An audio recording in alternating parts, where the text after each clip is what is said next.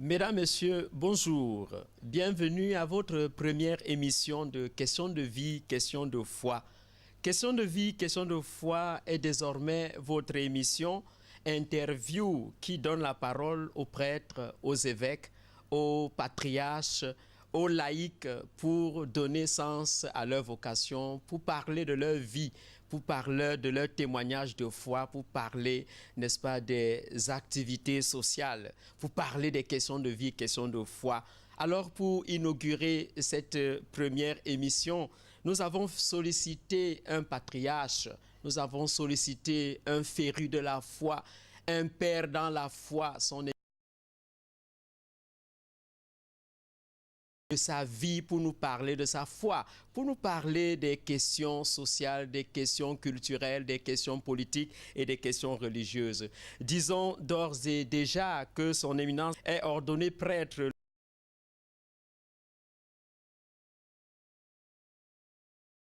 Monseigneur Julius Peters. Après l'ordination, il poursuit sa formation en sciences sociales de l'éducation au Nigeria, puis en théologie à l'Institut catholique de Lyon en France, où il obtient une licence et en philosophie à l'Université de Fribourg en Suisse, où il obtient le doctorat. Alors, disons que du retour au Cameroun, il est nommé recteur du grand séminaire régional de Bambouy, dans l'archidiocèse de Bamenda. Nommé évêque de Yagua le 6 décembre 1979, il est consacré évêque le 6 janvier 1980 par le pape Jean-Paul II. Le 19 novembre 1982, il devient évêque coadjuteur de Garoua, diocèse dont il devient archevêque le 17 mars 1984. Enfin, il devient archevêque de Douala le 31 août 1991. Il préside la conférence épiscopale du Cameroun entre 1985 et 1991. Il se retire de sa charge d'archevêque le 17 novembre 2009 à l'âge de 79 ans. Son coadjuteur, Monseigneur Samuel Cléda, lui succède. Rappelons, pour le souligner, qu'il est créé cardinal par le pape Jean-Paul II lors du consistoire du 28 juin 1988 avec le titre de cardinal prêtre de Santi Martiri del Uganda a Poggio a Maino. Au sein de la curie romaine, le prélat est membre de la congrégation pour l'évangélisation des peuples, de la congrégation pour l'éducation catholique, de la congrégation pour le culte divin et la discipline des sacrements, du conseil pontifical Cor Unum pour la promotion humaine et chrétienne et du conseil pontifical pour la famille. Précisons donc que le 9 septembre 2008, le cardinal Toumi reçoit le prix cardinal von Galen, décerné par l'ONG Human Life International, en reconnaissance de presque un demi-siècle de pastoral en faveur de la famille, délaissée pour compte de l'avènement et du respect du jeu démocratique au Cameroun. Le 15 novembre 2011, il reçoit le prix de l'intégrité 2011 décerné par Transparency International. Voilà l'homme, voilà le pasteur, voilà le constructeur de l'Église.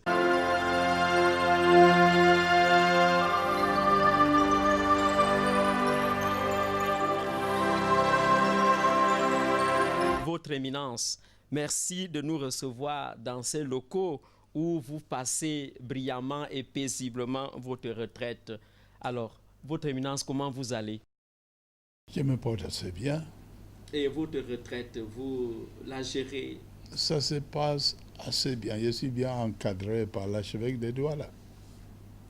Alors, Éminence, beaucoup de gens vous connaissent comme l'homme fort, comme l'homme qui a inquiété les pouvoirs publics, presque l'homme le plus influent des évêques du Cameroun.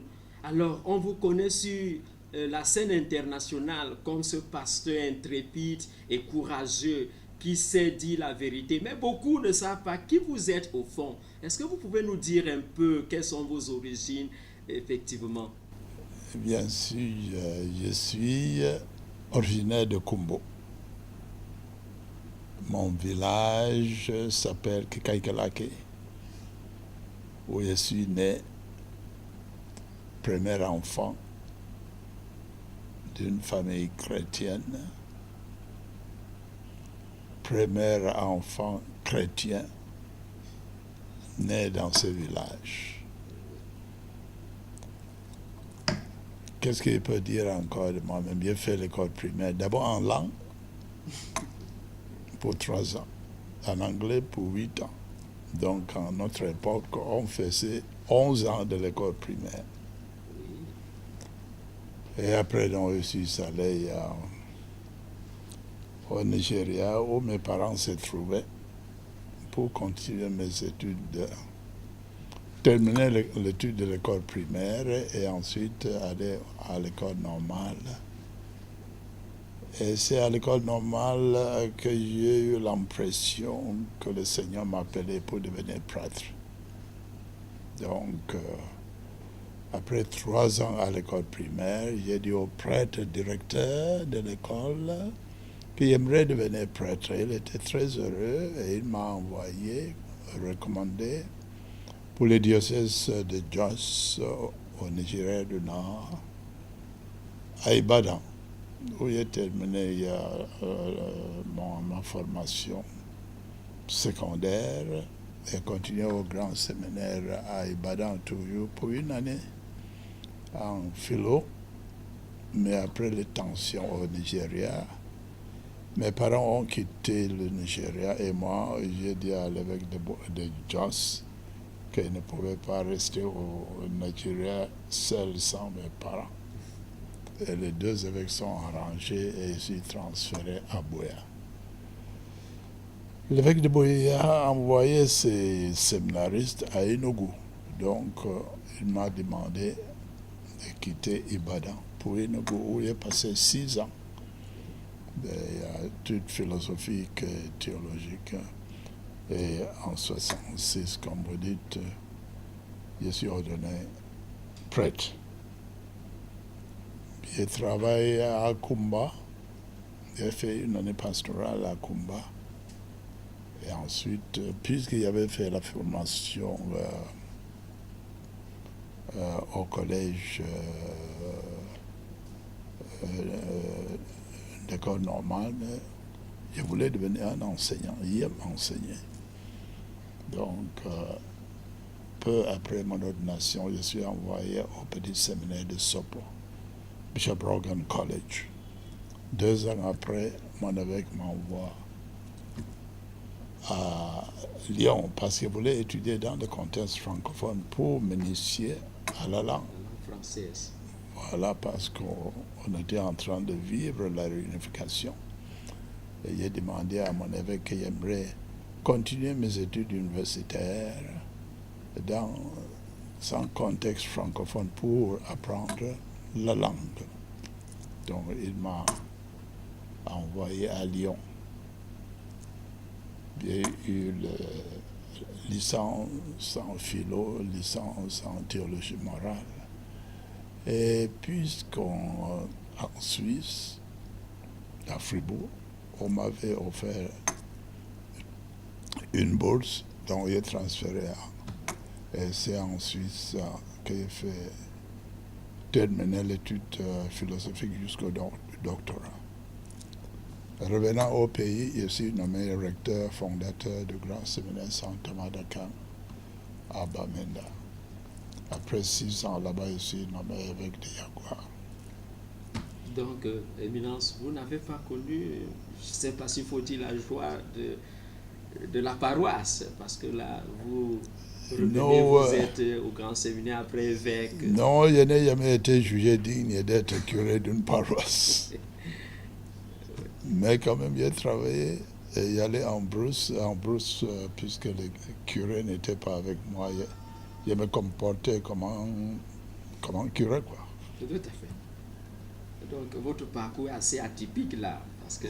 C'est vrai, c'est vrai. Tout à fait. Alors, Éminence, parlant de votre vocation, on a souvent, n'est-ce pas, la difficulté dans certaines familles parce que les parents s'opposent parfois à l'éclosion d'une vocation. Est-ce que ce fut le cas pour vous? Est-ce que vos parents ont été favorables dès l'entame de votre vocation ou bien il a connu des petits soubresauts? D'ailleurs, nous étions 5 enfants, 4 filles et un garçon. Oui, J'étais le seul garçon. voilà déjà. Et quand j'ai dit à mon père qu'il aimerait devenir prêtre, et à ma mère et mes sœurs, j'étais soutenu seulement par mon père.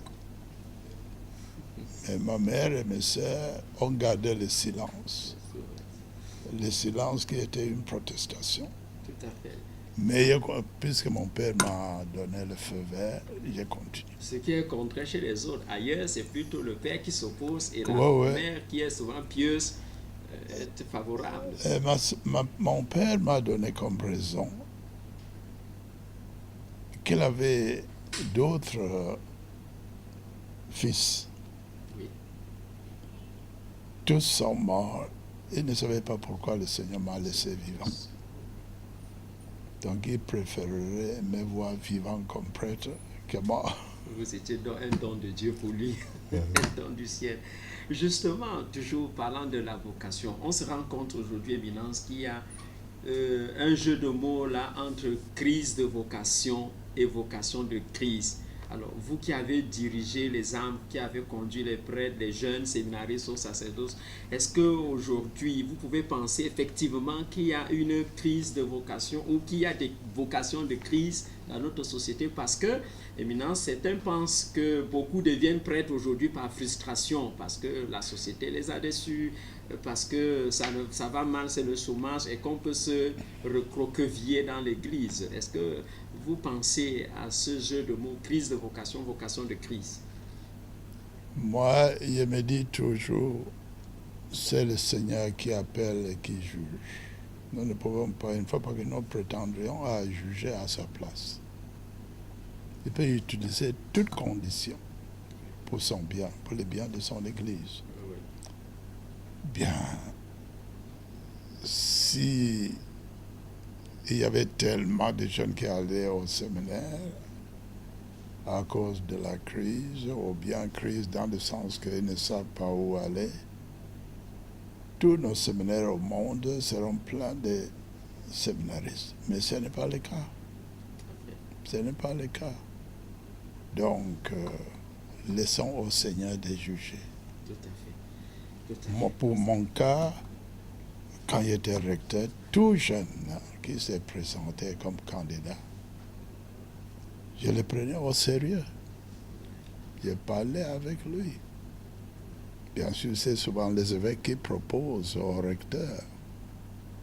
Ce n'est pas au recteur de juger. Tout jeune qui se présente. Mais pourquoi parmi les jeunes, tout, ce n'est qu'à lui que le Seigneur a mis l'idée d'aller au séminaire. Il y a les autres.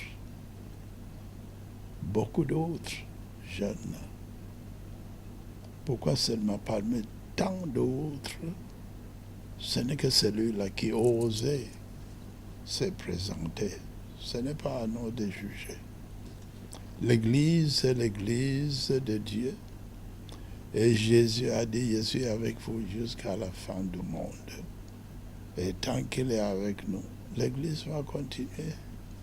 Et l'Église ne peut pas continuer sans les prêtres. Donc le Seigneur est en train de nous dire, il y aura toujours des prêtres pour que son Église continue. Tout à fait. La moisson est abondante, mais Ouais. les ouvriers peu nombreux. Ouais. C'est le Seigneur qui appelle. C'est le Seigneur qui appelle. Mais il y a un évêque qui avait l'habitude de dire, Éminence, que le Seigneur appelle, mais vous confirmez. Les évêques aussi confirment parce qu'ils ont la responsabilité de discerner. De discerner, mais sans la grâce de Dieu, on ne peut pas discerner. Exact. C'est l'Église. Vous voyez, l'Église est un mystère. L'évêque ne discerne rien, il n'appelle pas sans la grâce que le Seigneur lui aurait confiée. Ouais, il faut que nous fassions attention. Il ne faut pas qu'on arrive à la conclusion que c'est l'évêque qui décide. Non. C'est mon opinion. Tout à fait. Oui, Éminence, vous êtes archevêque de Douala. Est-ce qu'on peut dire aujourd'hui que vous êtes satisfait des œuvres colossales que vous avez réalisées dans l'archidiocèse de Douala? Vous avez conçu des hôpitaux, des écoles, Notre-Dame de Yassa, vous avez la radio, la télévision Veritas. Il n'y a rien qui est fait de moi-même. Alors, est-ce que vous pouvez nous dresser un petit bilan de vos activités, de toutes ces œuvres, et nous dire peut-être comment vous avez mobilisé les fonds, d'où vous sont venus les fonds, parce que on vous reconnaît comme bâtisseur, comme un pasteur qui a réalisé des œuvres colossales. J'ai des convictions. Si le Seigneur m'envoie quelque part, là il trouve les moyens. Si le Seigneur ne me donne pas les moyens, c'est son problème. Je n'ai pas fondé une église. Quand je suis arrivé à Douala, ce qui était dans la caisse, c'était 48 000 francs CFA. L'archidiocèse de Douala.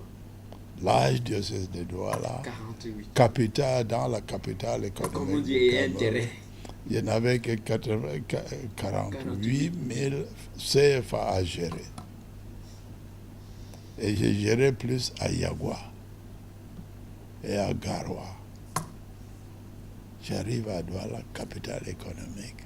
Mais comment comprendre ça, votre éminence? L'archidiocèse De Douala. de Douala, bien sûr, Ouais. capitale économique Du Cameroun. du Cameroun. Problème de gestion. Ça ne suffit pas d'avoir l'argent, il faut savoir gérer l'argent. Si on ne gère pas bien l'argent, quelle que soit la quantité qu'on puisse avoir, ça disparaît. C'est ce que j'ai constaté. Mais alors aujourd'hui, on peut dire que l'archidiocèse de Douala est l'un des diocèses au Cameroun les plus riches, hein, parce que vous trouvez un diocèse Je crois. mais vous le remettez debout. Ah oui, je n'aimerais pas dire que non. Il y avait des prêtres, les laïcs, qui étaient prêts à travailler avec moi pour que les choses marchent. Et il y a eu la collaboration de tout le monde. J'ai fondé surtout le centre de santé avec un laïc. Pas avec un prêtre, mais avec un laïc, qui était pour moi un homme qui m'a beaucoup aidé de sortir. Est-ce qu'on peut le connaître, Éminence? Oui, Étienne Bakop. Étienne Bangop. Oui, Bakop, Bangop, Étienne. originaire de Gonsama, je crois. Oui. Un laïc, mais quelqu'un avec une expérience sur le domaine de la santé. Et son expérience était tellement enrichissante que le médecin qui venait d'Europe l'appelait docteur. Mais il était infirmière, diplômé d'État et 2-3 ans à la faculté de médecine à Yaoundé. Mais c'était un homme honnête. Et il m'a beaucoup aidé. En ce qui concerne la santé, je ne pouvais rien prendre comme décision. Je ne pouvais pas prendre une décision sans le consulter. Et quand il disait non, je disais non. Quand il disait oui, je disais oui. Parce que moi, je ne suis pas infirmier, je ne suis pas de la médecine. Donc, j'ai mis toute ma confiance en lui. Elle a bien géré nos centres de santé. Et le centre de santé qu'il gérait à Bonabéry avait dans la centralisation des fonds ici 1,7 milliard quand elle affectait pour être directeur de notre hôpital Notre-Dame de la Mort. D'ailleurs, c'est lui qui m'avait proposé la création de cet hôpital-là. Il a trouvé le terrain, l'architecte, le constructeur. Il a fait des projets. Il ne faisait que signer le projet. Sans connaître, il ne connaissait rien là-dessus. Lui, il avait l'expérience. Et quand il est signé comme l'archevêque de Douala, il lui demandait de signer comme réalisateur. Et quand les organismes voyaient sa signature, l'argent venait. C'est un homme d'homme pétri de confiance au-delà du Cameroun. Alors. Oh oui. C'est grâce à lui que ce diocèse est sorti de ses problèmes financiers. Tout à fait. Ça veut dire qu'on peut encore compter sur les laïcs. Ah oui, moi je compte sur les laïcs de telle manière que quelques prêtres m'accusaient d'avoir mis toute ma confiance aux laïcs et non pas aux prêtres. Je leur répondais, non, les laïcs ne peuvent pas donner aux laïcs. Le problème, n'est-ce pas, comment dirais-je, le pouvoir des prêtres. Les pouvoirs des prêtres est sacramentaux. Un laïc ne peut pas les avoir. Mais ce qui n'implique pas les autres, il peut donner aux laïcs, il peut demander aux laïcs. Ce sont des comptables, ce sont des gens qui ont fait des études autres que la théologie et la philosophie. Donc, ce sont des experts dans l'Église. Il faut les écouter. En tout cas, moi, je dirais, quand j'étais encore évêque et archevêque, je disais à mes prêtres, un prêtre qui ne travaille pas avec les laïcs n'a pas compris Vatican II. Tout à fait.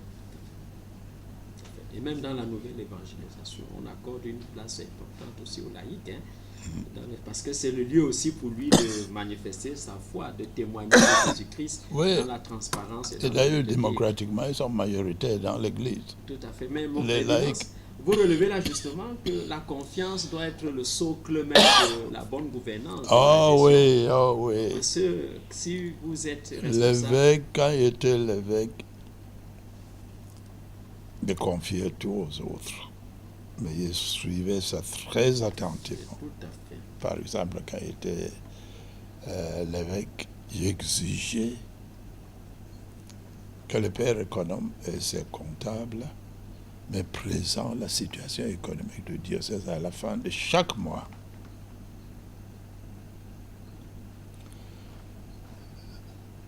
Quand le rapport était prêt, il convoquait chaque mois une rencontre entre moi et tout le monde qui touchait l'argent dans le diocèse pour me dire quelle est la situation.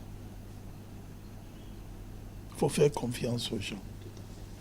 Alors, pour revenir à ces œuvres, Éminence, nous avons aujourd'hui la radio et la télévision. D'où vous sont venues cette inspiration de mettre... La télévision, c'est l'affaire de l'archevêque Samuel Cléla. Oui. Mais vous êtes... Je peux tuer parce que les experts m'ont dit, la télévision, ça coûte cher. Oui. Et il faut bien former les gens. Tout à fait. Et avoir les instruments. Et il n'y en avait pas les moyens, donc je pensais plutôt à la radio. Tout à fait. Au-delà de toutes ces œuvres matérielles, Éminence, est-ce que vous pouvez nous dire sur quoi vous mettiez l'accent dans votre pastoral? Vous insistiez sur quoi dans votre pastoral, dans vos visites pastorales, dans les rencontres avec les fidèles? Quand je rencontre les fidèles, j'exigeais deux rapports. D'abord, le rapport pastoral. Quelle est la situation? Parce que l'Église est missionnaire pour proclamer la parole de Dieu. C'est notre travail prioritaire. Mais nous avons besoin de moyens. Même le Seigneur Jésus avec ses apôtres, avec leur caisse, même si c'était mal géré par Judas, mais ils avaient leur caisse. Donc nous avons besoin de moyens matériels pour faire le travail d'évangélisation. Mais néanmoins, d'abord le rapport d'évangélisation. Et après, situation matérielle de la paroisse. C'est très important pour que les choses marchent bien. S'il n'y a pas les moyens matériels, l'évangélisation ne peut pas marcher. Oui. Non. Et c'est pourquoi, n'est-ce pas, je me souviens, les évêques de Cameroun se sont rencontrés dans le diocèse de Bafoussam. Et nous avons fait sortir une affirmation. Et nous avons dit que nous ne pouvons pas séparer l'évangélisation de du développement du développement. matériel. Les deux vont ensemble. Tout à fait. Et c'est pourquoi nous avons créé, depuis lors, les comités diocésains de développement. Ouais. Et la conférence épiscopale nationale nous a conseillé de mettre l'importance sur deux activités. La santé, c'est concerne le développement matériel, et l'éducation. Et c'est pourquoi moi, quand je suis arrivé, j'ai dû mettre l'importance sur la santé et l'éducation. Ouais. Mais je crois qu'avec l'aide de mes prêtres et des laïcs, ça a marché. Moi, je crois. Ça a marché. Et j'ai formé des prêtres aussi dans leur domaine de pasteur.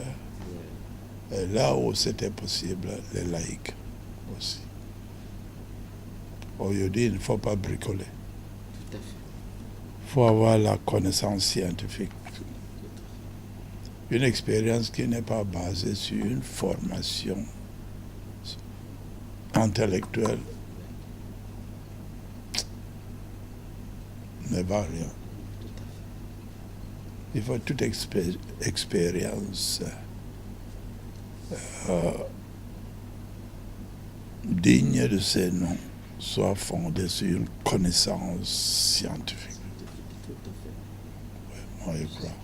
Justement, parlant donc de vos prêtres, vos collaborateurs, on vous a toujours connu comme un évêque rigoureux, du haut de votre stature, imposant la taille, rigueur économique, rigueur morale et rigueur pastorale. Alors, vous pouvez nous dire un peu quels étaient vos rapports avec vos prêtres, avec vos confrères dans l'épiscopat? C'était des rapports assez conflictuels ou bien tendus? Est-ce que vous avez connu des prêtres têtus, un peu rebelles? Non, face à face, non, il n'y avait pas, je n'ai pas connu un prêtre qui pouvait oser, mais poser en direct, peut-être derrière moi. Oui. Mais si je donne des directives et vous faites autre chose derrière moi, c'est votre problème. Oui.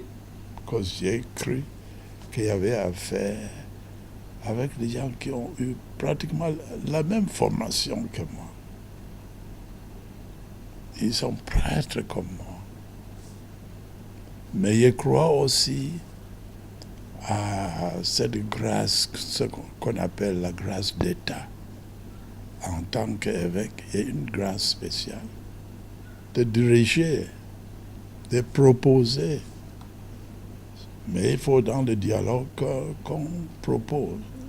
Je n'ai pas la connaissance absolue. Oui. Non. Il y a des prêtres qui ont eu une formation intellectuelle beaucoup plus poussée que la mienne. Et dans des domaines différents. Donc je ne dois pas parler comme si moi, connaissance est infuse. Non. Il fallait humainement lutter pour avoir cette connaissance. Et il y a des prêtres qui ont étudié d'autres branches qui sont plus compétents dans ces branches-là. Vous saviez mettre au service de l'Église les talents de chaque prêtre. Voilà. Pourquoi les talents de chaque. C'est pourquoi l'évêque envoie aux études des prêtres. Tout à fait. Pour qu'ils puissent les compléter. Tout à fait. Tout à fait. Dans son travail. Je ne suis pas y envoyer des prêtres pour étudier l'Écriture sainte. Ils connaissent mieux que moi. Tout à fait. Aujourd'hui, quand même quelques ans viennent ici, j'ai pris avec eux, je n'ose pas faire un petit mot après la parole de Dieu. Je leur dis, s'il vous plaît, partagez ce que vous connaissez avec mon nom, après avoir écouté la parole de Dieu dont vous êtes spécialiste. Tout à fait. Voilà, n'est-ce pas? Il faut que nous apprenions à reconnaître les dons de chacun. Tout à fait, Éminence. C'est ensemble que nous travaillons bien. On peut le dire, donc Ouais. un évêque sans prêtre formé, c'est Ouais, comme ouais. un général sans armée, sans soldats. Oui. Oui, parce que l'évêque a ses soldats qui sont des prêtres. Exact. Et je crois à la formation. Quand j'ai commencé Bambouy, j'ai dit aux évêques concernés, ce grand séminaire doit être affilié à une université. Ils m'ont donné le feu vert. Oui. Avant qu'il soit nommé évêque de Yagua, Bambouy avait déjà eu déjà ses premières jeunes prêtres qui avaient déjà la licence en philo. Mon successeur a affilié les premiers théologiens à l'université urbanienne. Donc les jeunes sortent là-bas maintenant avec 2 licences universitaires en sciences ecclésiastiques, c'est-à-dire en philosophie et en théologie. Ouais. Donc, parce que les niveaux de grands séminaires, le niveau intellectuel et universitaire. Tout à fait. Et universitaire. Mais parlant de vos rapports avec les évêques, que retenez-vous, Éminence, des évêques comme Monseigneur Jean-Zois, André Ouki, qui sont quelques figures de proue? Ah oui, c'était les évêques qui étaient devenus évêques bien avant moi. Oui. Bien sûr, Monsieur Zoa est le premier archevêque du Cameroun. Oui. Il y avait un moment, il était le seul archevêque au Cameroun. Alors brillant, quand il prenait une position,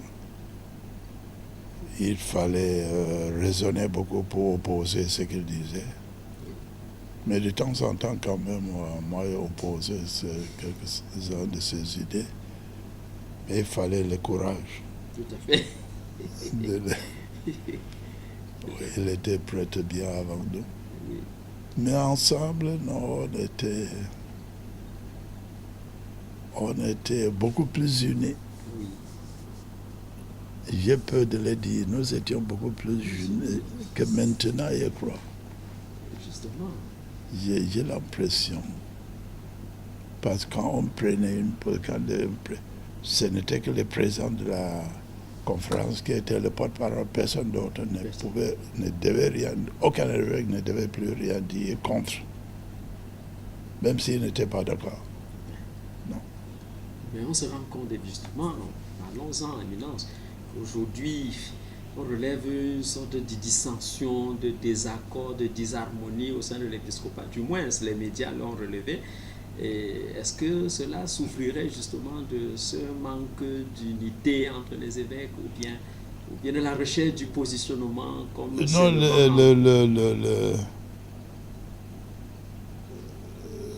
la presse exagère un peu. Ouais, prenons par la position de l'archevêque de Douala, président de la conférence. Et la position de quelques évêques ont poussé les gens qui ne raisonnent pas bien à dire que les 2 positions étaient contradictoires. Oui. Pour contredire, pour que je vous contredise, il faut que le sujet et l'objet de ce que vous avez dit et ce qui est dit soient les mêmes. Et que ce que vous dites est positif et ce qui est dit est une négation de ce que vous dites. Et pour que ce soit conflictuel, il faut que le sujet et l'objet soient les mêmes. Mais ils ne voient pas. Les gens ne sont pas habitués à analyser dans ce sens philosophique. Ouais. C'est pas facile de contredire quelqu'un. Tout à fait. Si vous dites qu'il pleure, et je dis qu'il ne pleut pas, je vous contredis. Tout à fait. Vous voyez? Oui. Mais les gens facilement arrivent à la conclusion qu'il faut que les évêques disent tout la même chose. D'abord, ils n'ont pas eu leur formation dans les mêmes universités. Deuxièmement, ils raisonnent. Les évêques, ce sont des intellectuels. Vous voyez? Il ne faut pas que les gens attendent que nous tous nous disons oui, que nous tous nous disons non. Non. Oui. Non, chacun a sa manière. Il peut dire la même chose, mais avec des nuances que les gens ne voient pas. Tout à fait. Il faut avoir une certaine formation pour voir la nuance que l'autre a. Par exemple, une fois, on croyait que que ce qu'il disait à Douala et ce que monsieur Victor Bakot à Yaoundé, on se contredisait concernant quelques élections. Oui. Moi, je leur ai dit non. Ce que monsieur disait concernait ce qui s'est passé à Yaoundé. Et moi, il parlait de ce qui s'est passé à Douala. Donc, nous ne pouvons pas nous contredire. Deux réalités différentes. Ouais. Parce que la réalité de Yaoundé n'est pas la réalité de Exact. Douala. À Yaoundé, c'est politique. Ouais. Douala, c'est économique. C'est même ce qu'ils ont fait. Oui. À Yaoundé pour ces élections-là, c'était autre chose de ce qui s'est passé à Douala. Voilà. Éminence, est-ce qu'on ne pourrait pas dire aussi que ces tendances-là contribuent à la fragilisation même de l'Église aujourd'hui, au-delà de quelques éléments qu'on reproche aujourd'hui à l'Église, au pasteur, c'est-à-dire l'affairisme, les questions de mœurs, la cupidité et tout ça. Est-ce que vous pensez que l'Église aujourd'hui... Si l'Église était une affaire d'homme ou une institution humaine, elle serait disparue depuis longtemps. Oui. Mais l'Église catholique est d'origine divine. Donc l'homme ne peut rien. Je ne vois pas quelle faiblesse on peut faire sortir de nouveau dans l'Église catholique. Que ce soit dans le domaine moral ou d'autres domaines. L'Église catholique a déjà vu tout le monde. Les biens, mais elle continue à créer des saints. Un théologien a dit ces derniers temps que l'Église catholique est plus sainte aujourd'hui qu'il y a des siècles. Yes. Ouais. Oui. Ce qui est un mystère. On croyait que nous sommes plus mauvais Oui. que les évêques et les cardinaux il y a de là des siècles. Mais c'est Dieu seul qui sait. Donc, vous avez le sentiment que l'Église peut encore aujourd'hui contribuer au développement du monde, de l'Afrique. Bien sûr. Parce que c'est l'œuvre de Dieu. Tout à fait. Ce n'est pas l'œuvre humaine. Non. Et Jésus a dit bien, je suis avec vous jusqu'à la fin du monde. Je suis avec vous. S'il est avec nous, qui peut être contre nous? Tout à fait. C'est que l'Église est une réalité humano-divine. Il y a de l'humain dedans, il y a du divin. Ouais. Mais, Éminence, on a souvent l'impression que l'humain aussi, n'est-ce pas, cherche à s'imposer, parce qu'aujourd'hui, nous avons le tribalisme qui constitue un véritable cancer, un véritable poison pour l'Église. Est-ce que vous avez le sentiment qu'on peut tribalisme, moi, je ne vois pas. Mais quand on se rend compte qu'au niveau même des représentations, des responsabilités au sein de l'État et même de l'Église, on a comme l'impression qu'il y a une sorte d'ethnicisation. C'est comme une impression, quoi. Mais tous les apôtres étaient de Palestine. Ils étaient tous juifs. Tout à fait. Oui, mais avec la parole de Dieu qui s'est propagée et puis aller dans les confins de la vie. Voilà. Parce que c'était le lieu, le foyer, l'épicentre de l'évangélisation. Et vous voyez donc, c'est ça, le Seigneur les envoie partout. Oui. Mais il allait là même où il ne comprenait rien. Tout à fait. Mais le Seigneur avait donné l'ordre.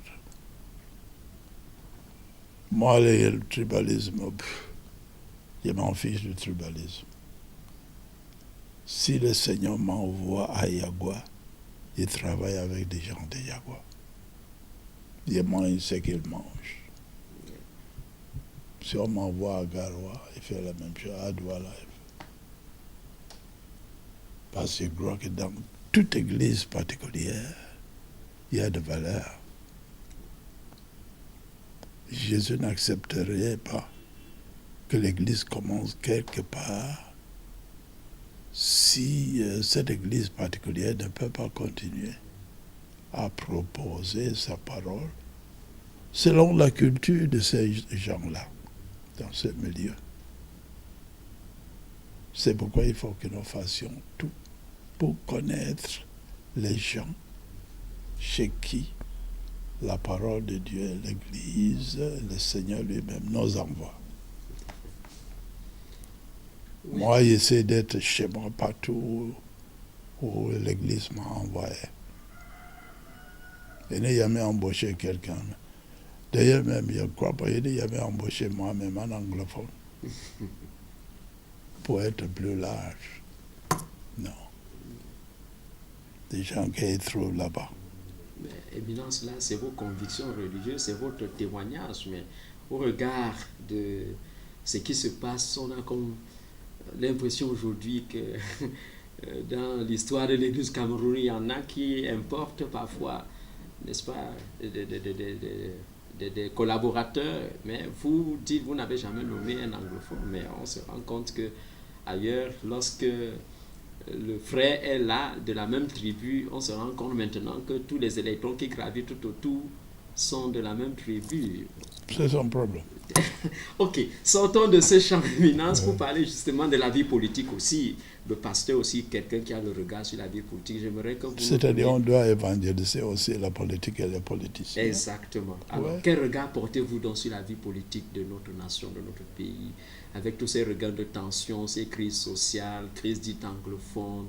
Alors, pour vous, quelle est la source? Qu'est-ce qui peut être à l'origine de cette gangrène-là qui finit par empoisonner la vie de notre pays?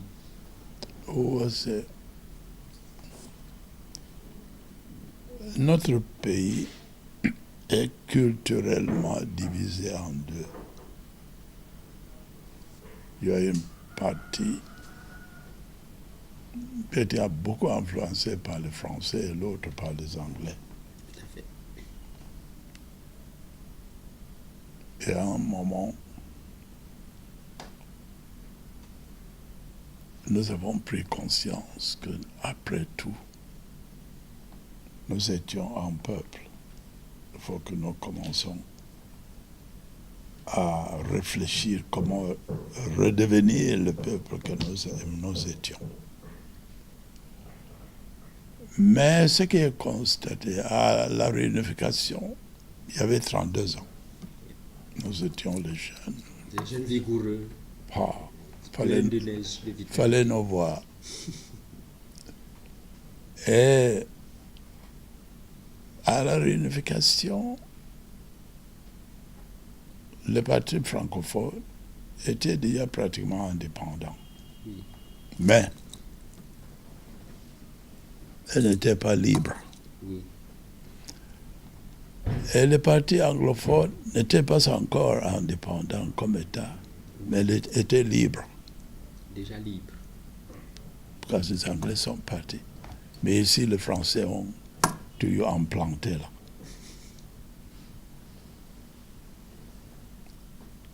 Et c'est ça qui gêne. Ça qui gêne.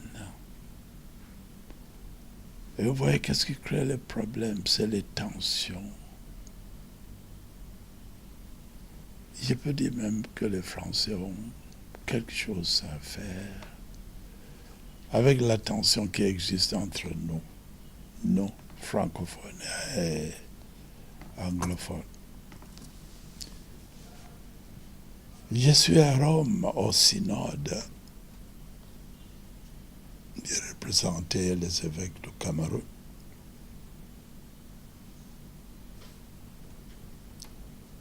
L'ambassade de la France nous invite.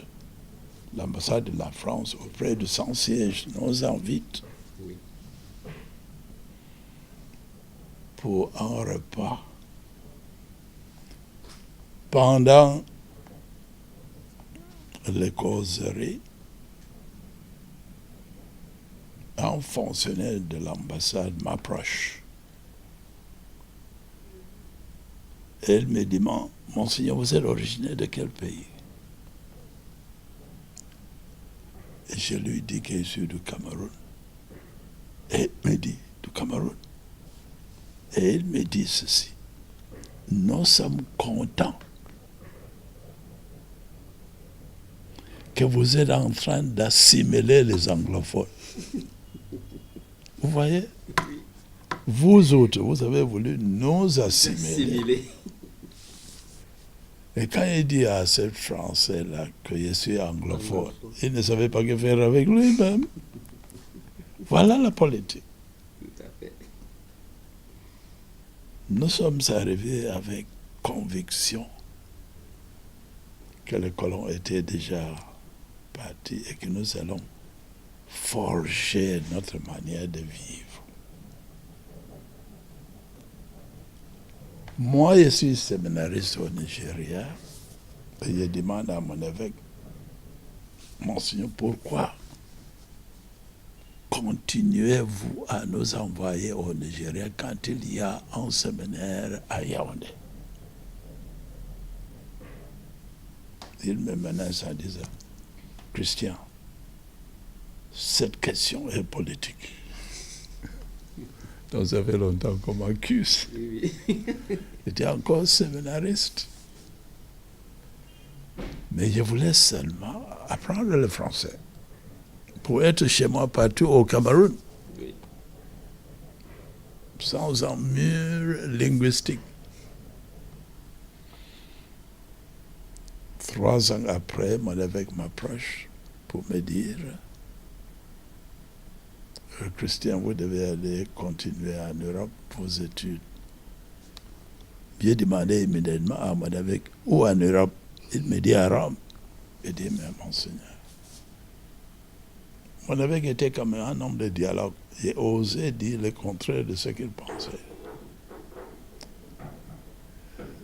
J'ai dit, Monseigneur, si je vais à Rome, je vais apprendre l'italien pour étudier là-bas. Mais quand je reviens au pays, il me dit, alors, qu'est-ce que vous voulez? Il dit, j'aimerais étudier dans un pays francophone pour apprendre le français, pour que quand il revient au pays, il n'y aura plus de barrières pour moi d'aller au Cameroun anglophone. Et mon évêque m'a dit, allez-y, mais je ne sais pas où vous envoyez.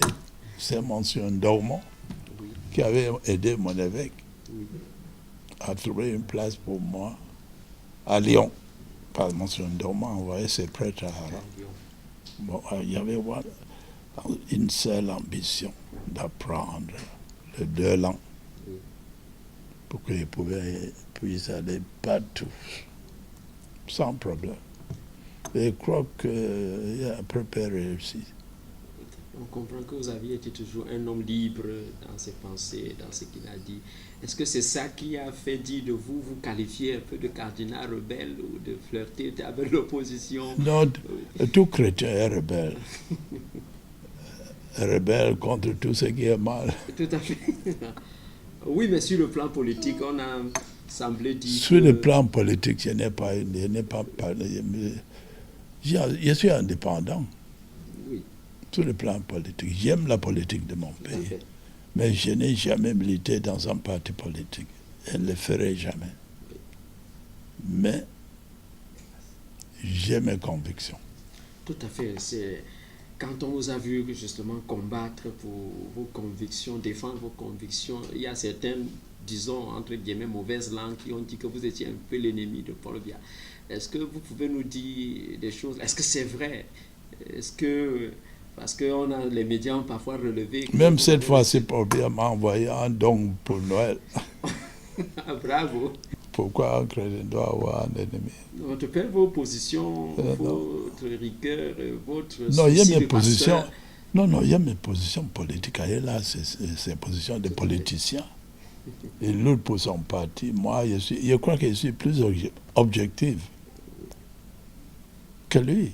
Quand nous étions jeunes, on a appris que vous aviez souvent refusé certains dons du président. J'étais encore séminariste, moi aussi. Oui, c'était 1 ou 2 fois, pas plus. Mais il refusait quand même. Est-ce que, Éminence... Même, c'est un annonce qui m'a dit non, il ne faut pas faire ça, il faut recevoir. C'est un geste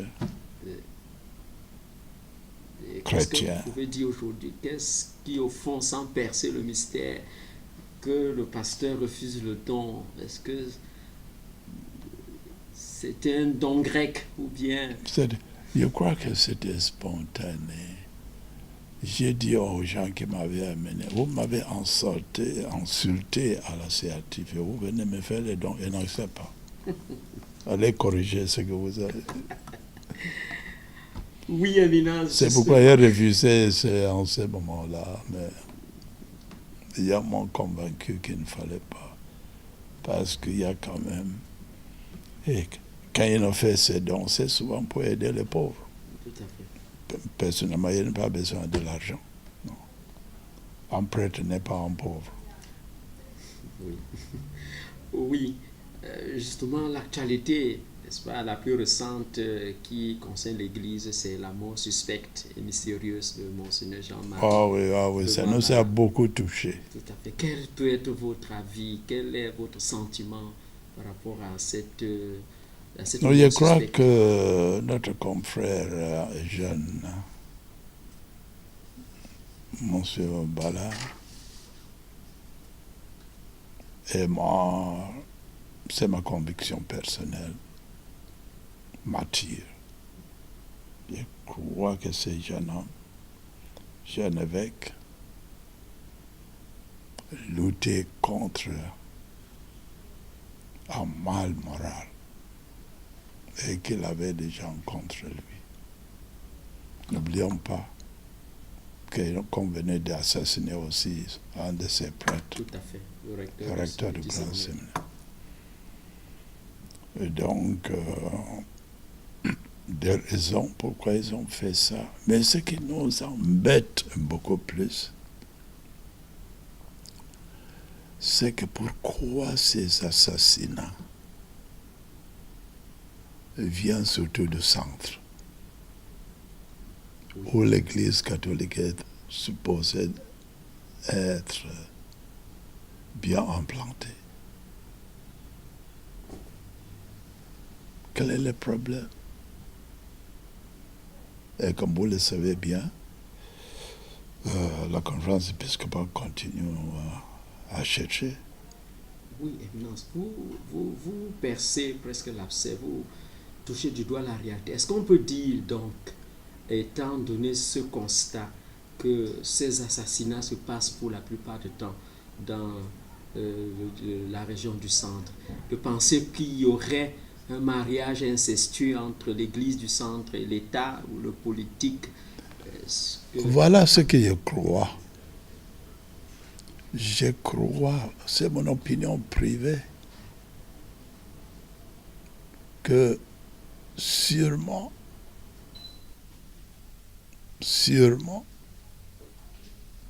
nos jeunes ecclésiastiques, prêtres ou évêques, font des rencontres avec leurs frères et sœurs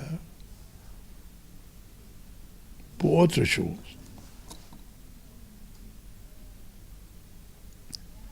Mais ils arrivent à un moment où un prêtre ou un évêque dirait, jusque-là, il ne peut pas, en tant que prêtre ou évêque.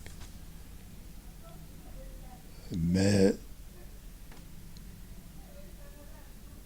le confrère peut, c'est trop tard, parce que vous avez déjà une connaissance de secrets que vous pouvez diffuser. Faut donc disparaître. Je soupçonne, et ne dis pas que c'est une vérité, le Seigneur seul sait Oui. ce que se passe. Mais c'est une question qu'elle me pose. Et quoi, beaucoup de gens posent les mêmes questions avec moi. Pourquoi surtout de là-bas que nous avons ces problèmes? Pourquoi toujours à Yaoundé ces meurtres? Alors, comment... C'est à vous les journalistes de continuer à chercher. Non, tout à fait. Il ne faut pas me demander. Tout à fait. Pour son éminent justement, pourquoi c'est toujours à Yaoundé? Continuons à poser la question du pourquoi. Pourquoi le résultat des enquêtes n'aboutissent pas toujours? Est-ce parce que, comme on le disait tout à l'heure, on a peur de révéler une vérité qui éclabousse l'Église, ou bien l'État cherche à protéger l'Église, ou bien c'est une volonté manifeste de dissimuler, de cacher la vérité, de ne pas révéler la vérité? Je préfère dire qu'on va cacher la vérité. Et c'est pourquoi la conférence a dit on continue jusqu'à coûte que coûte. Et nous avons embauché presque 4 avocats qui continuent et ça coûte cher. C'est quelques millions.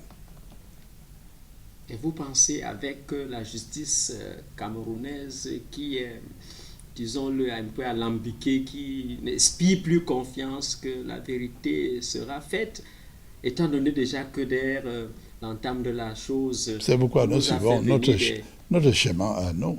Ils ont le leur. Tout à fait. Mais nous allons dire à la fin ce que nous avons découvert.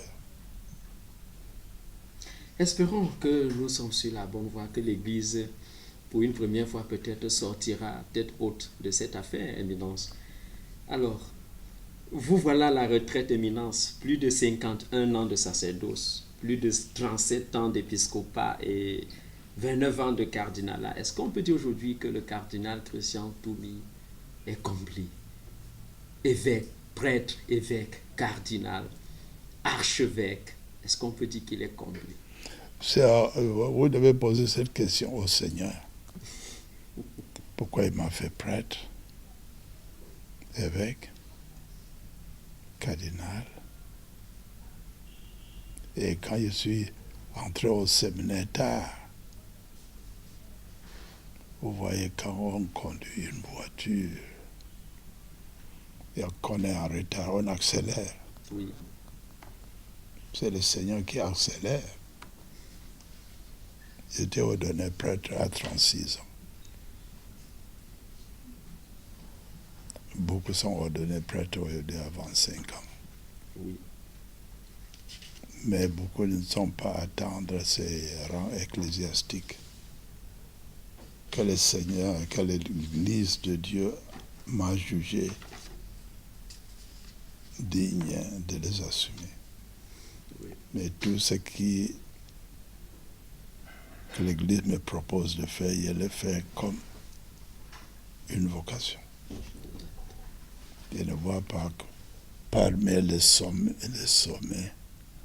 les grands évêques comme Monsieur Zoua, Paul Rodriguez, tout ça, c'est moi qu'on a choisi, qui venait d'être à peine ordonné prêtre d'ailleurs. 8 ans après, il était nommé cardinal. Ouais.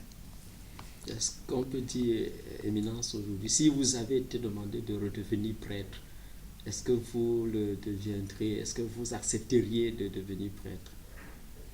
Je dirais que c'est trop tard, parce que je suis un prêtre pour toujours. Tout à fait. Non, je dis au cas où il fallait recommencer votre vie, accepteriez-vous de devenir prêtre ayant vécu, n'est-ce pas? Oui, j'accepterais en courant. Oui. Être prêtre, j'ai été heureux comme prêtre. Tout à fait. Quand on assume les responsabilités d'évêque, on porte sur soi-même la responsabilité de veiller à ce que les autres soient bien, qu'ils fassent bien leur travail. Oui, mais quand on reçoit les ordres, on n'est plus heureux. Tout à fait. Ouais, ouais. Ce n'est pas facile de gouverner les êtres humains. Tout à fait. Non, c'est pas facile. Surtout les prêtres sont des chrétiens difficiles à gouverner. Oui. Tout à fait. Parce qu'ils ont fait exactement la même formation Oui. que les évêques.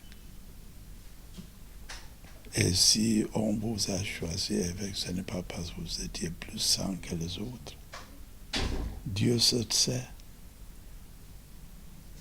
Oui, Dieu se sait. Pourquoi permettant-il choisir les autres?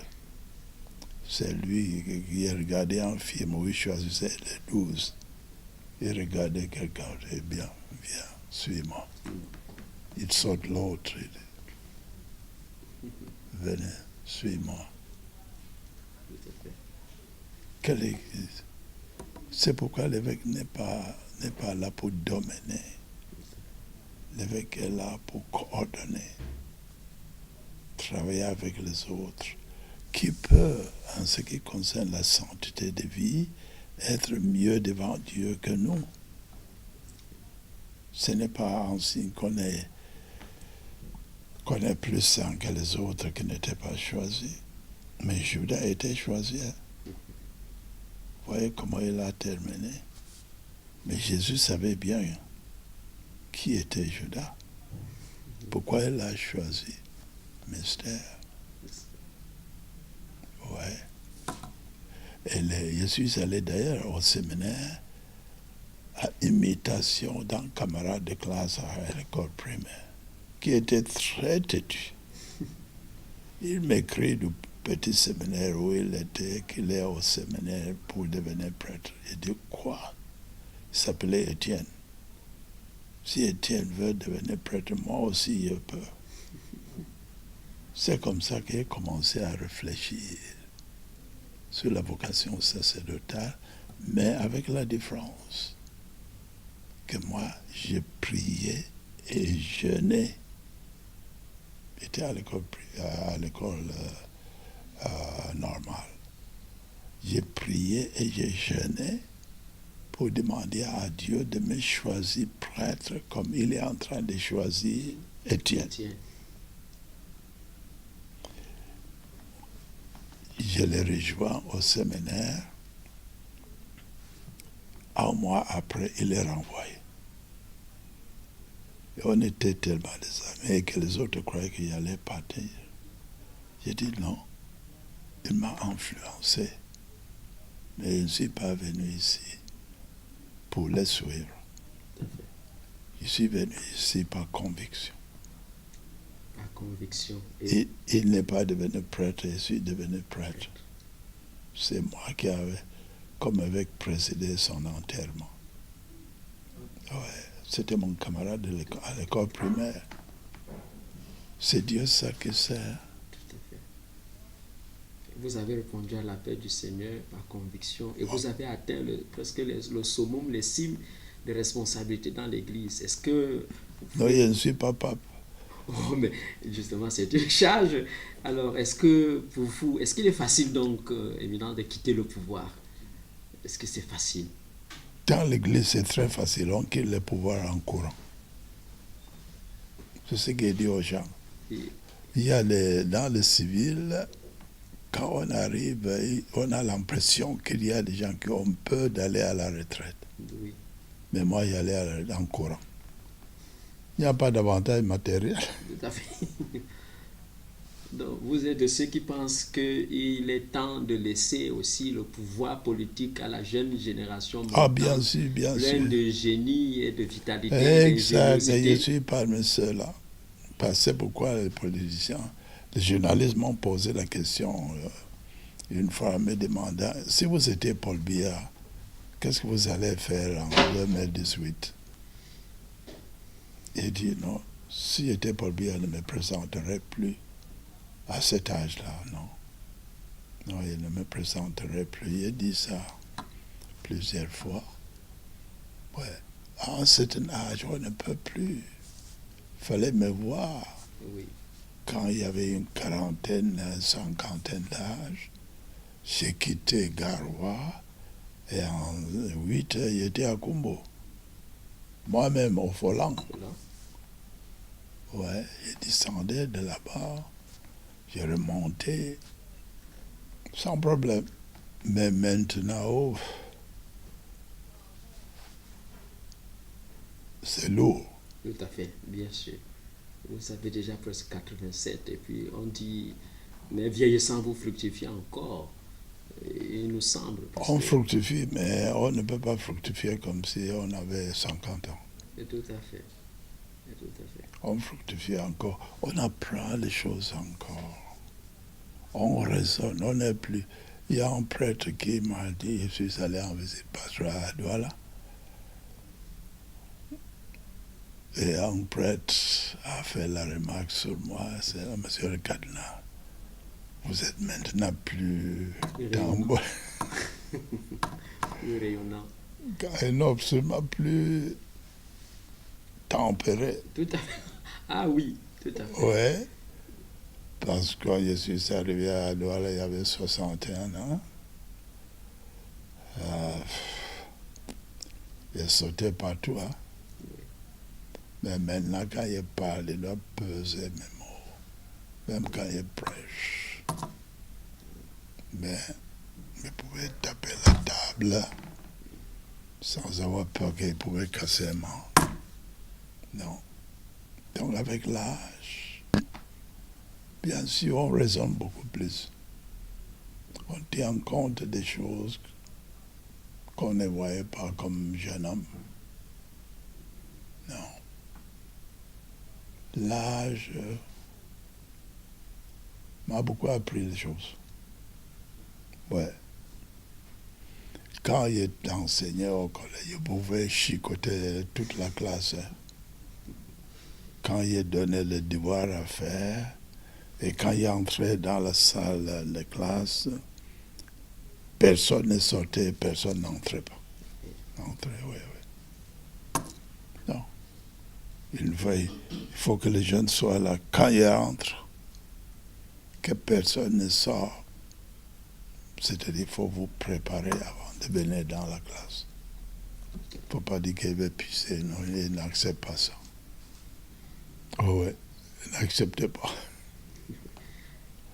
Oui, Éminence, avec votre permission, nous allons peut-être sortir par là aborder un dernier sujet et que certainement les fidèles téléspectateurs de la télévision Veritas aimeraient savoir l'histoire de la parcelle de terre que vous avez en fait sur laquelle est construite le PMU, c'est le Paris Mutuel Urbain Camerounais. Beaucoup de langues ont fait des supputations. L'immeuble qui est construit juste à côté de nous, il y a beaucoup de mauvaises langues. Vous savez quelque chose là?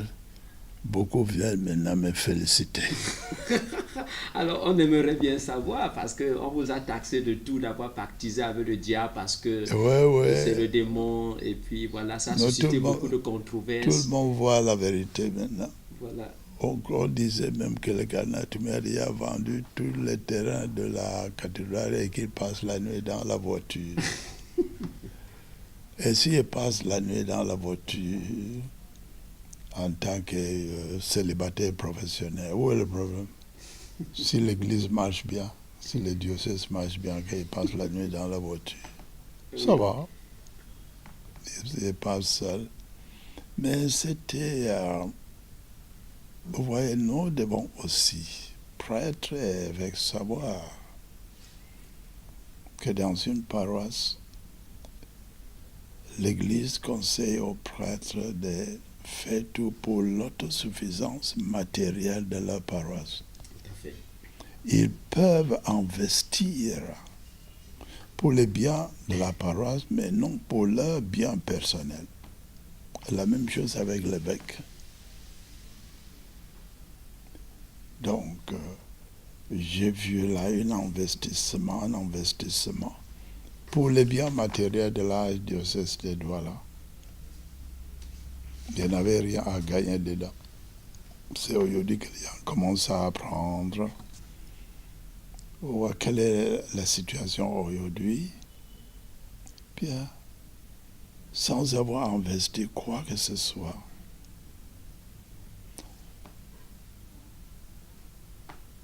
Comme source de revenus.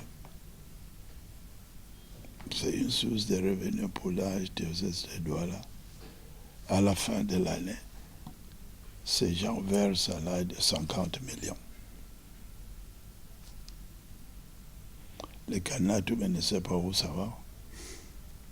J'ai travaillé pour l'autosuffisance de l'archidiocèse de Douala, que j'ai trouvé pratiquement banqueroute. C'était...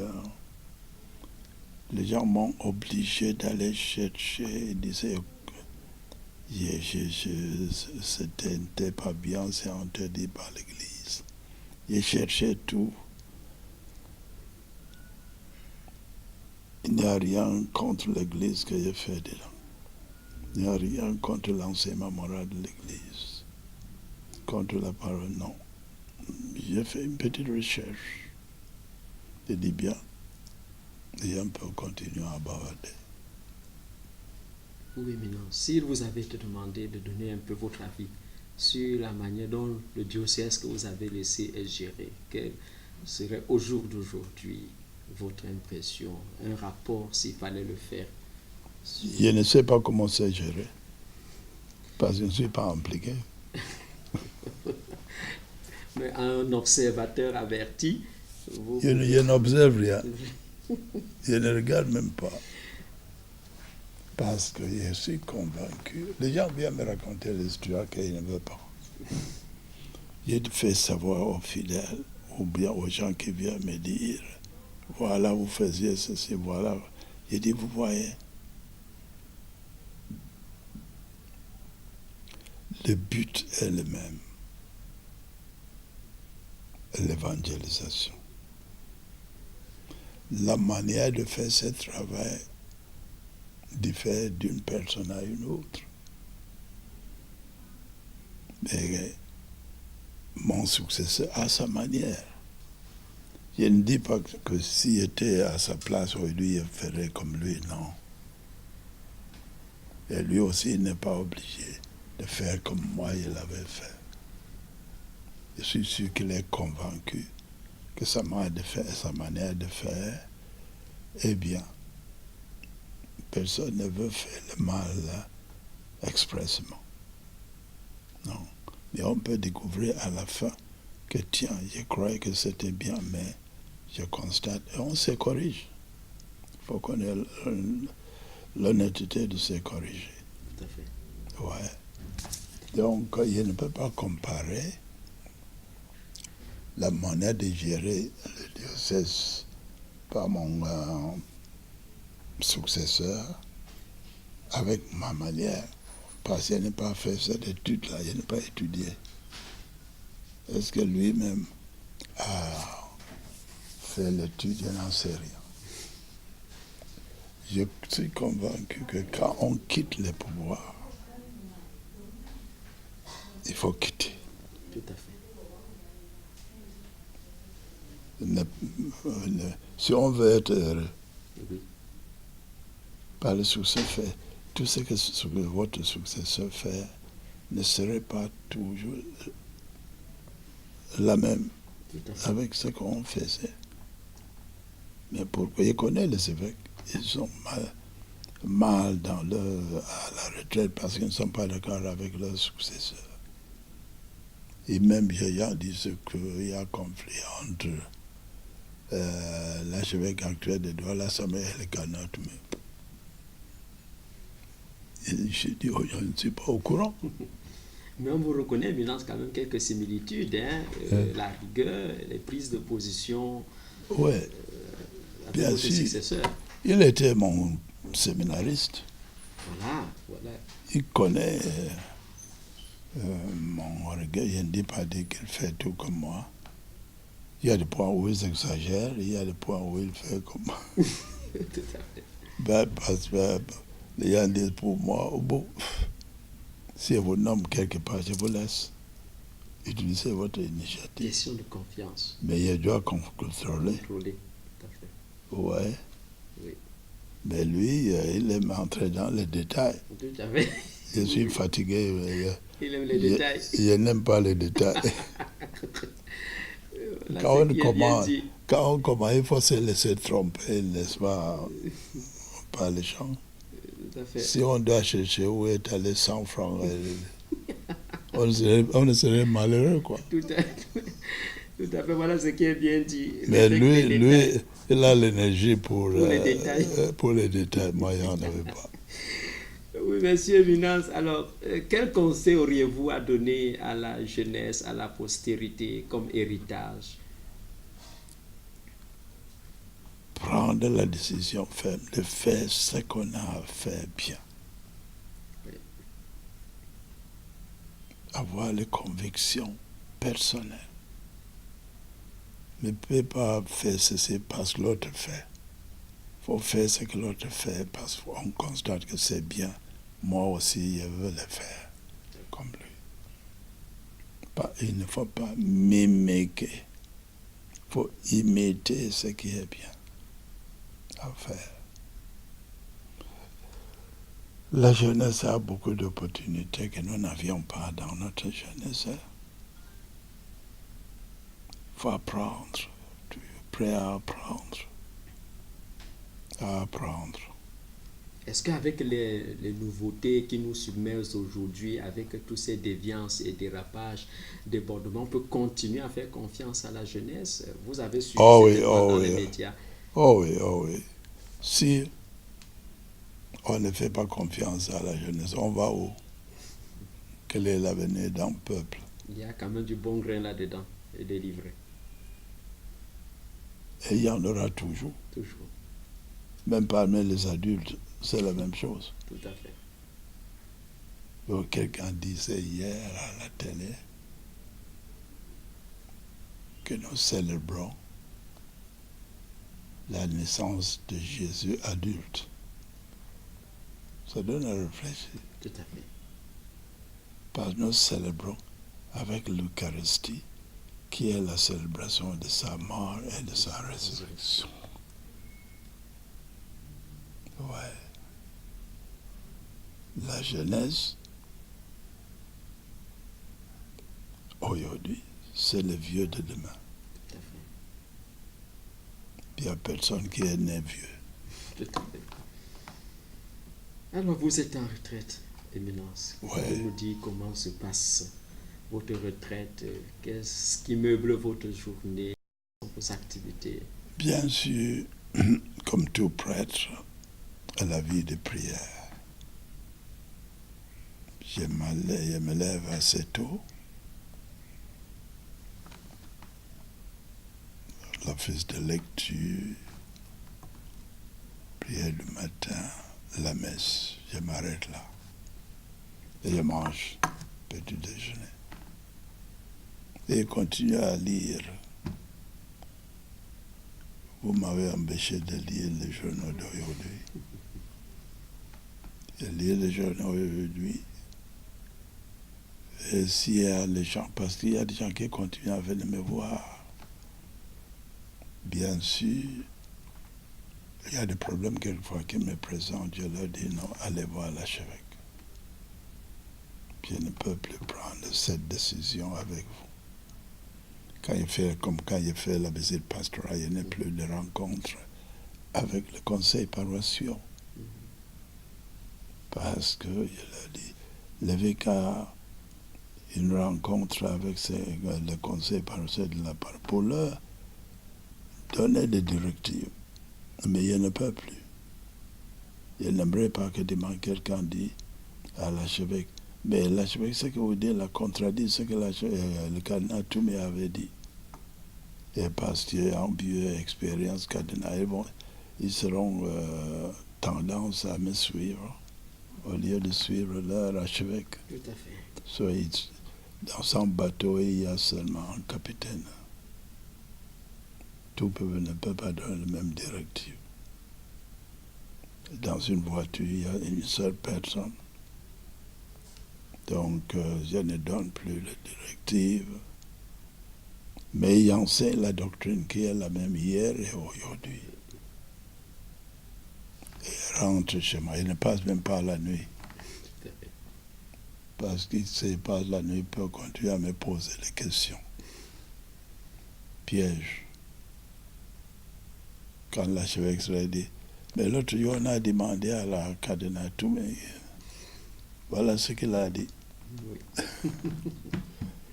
L'archevêque va leur dire que dans un diocèse, il y a seulement un évêque.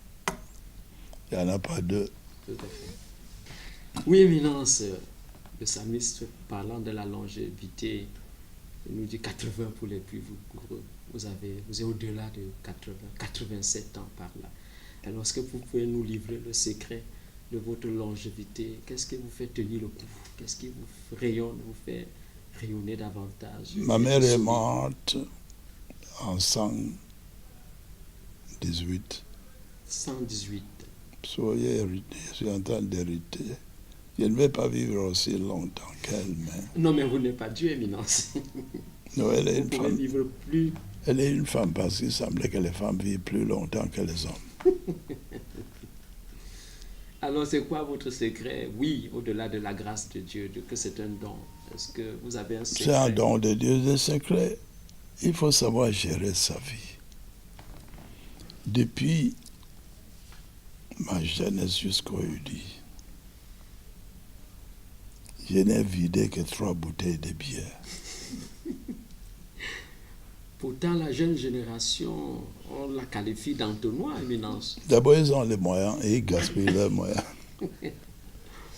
Mais je n'ai pas...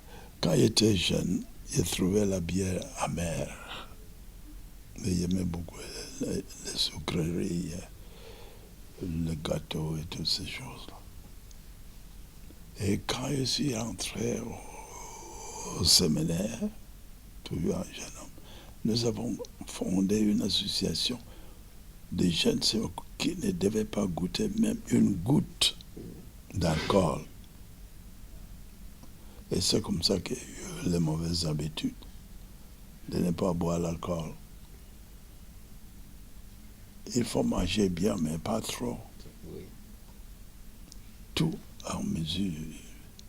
Faut savoir gérer sa vie. Le sport. Quand j'étais jeune, j'ai joué beaucoup au sport. Mon sport préféré était le tennis. Puis encore mes instruments de tennis dans les magasins quelque part ici. Donc, et essayer de vivre aussi, de lutter contre ces faiblesses morales. Aimer la vérité, coûte que coûte. La vie morale a quelque chose à faire avec notre vie. La longévité de nous. Je crois, c'est une croyance privée. Mais c'est surtout l'alcool et le fumer. Je n'ai jamais fumé de ma vie. Je ne sais pas pourquoi les gens brûlent l'argent. Parce que pour moi, fumer, c'est brûler l'argent. Mais quand j'étais au grand séminaire, si vous attrapez en séminaire en train de fumer, vous partez. Vous partez. Parce que pour moi, vous êtes en train de gaspiller l'argent. Et vous vivez par les dons des autres. Et vous gaspillez. Mais ils ont prétendre, quelques-uns, de ne pas fumer. Mais on me dit après que, en devenu prêtre, puisque libre, mais il fumait. C'est le problème. Si vous me décevez, c'est votre problème. Permettez comme ça, comme vous titillez un peu, Éminence, pour sortir par là. Votre jeunesse, elle a été aussi mouvementée. Vous pouvez nous dire un peu pour sortir la nature de vos relations avec les jeunes, la gente féminine. Est-ce que votre sacerdoce a été ébranlé un peu dans sa chasteté? Comme pour tout jeune, je me souviens quand j'ai décidé d'aller au séminaire, une de mes sœurs m'a dit, Christian va au séminaire parce qu'il n'a pas une amie fille. Ouais. Non, il y a cette tendance. Mais jusqu'à maintenant, je ne vois pas à qui je me suis attaché. Non. Mais la tendance était toujours là. Naturel, c'est Dieu qui a fait que ce soit ainsi. Mais aller plus loin, c'était difficile. Parce qu'on ne pouvait pas imaginer. Je suis né dans un village où tout le monde était chrétien. Oui. On ne devait pas avoir de relation entre nous et les païens. Mais il y a une vieille maman maintenant, elle doit avoir aussi mon âge. Elle m'aimait, je voyais bien qu'elle m'aimait. Mais je ne répondais pas. Hein. Il semblerait. Mais jusqu'où je suis, lui, quand il voulait voir, il salue avec amitié. J'aime la voir. Oui. Oui, pas plus. Mais vous la faisiez souffrir certainement. Hein? Vous la faisiez souffrir. Peut-être. Peut-être.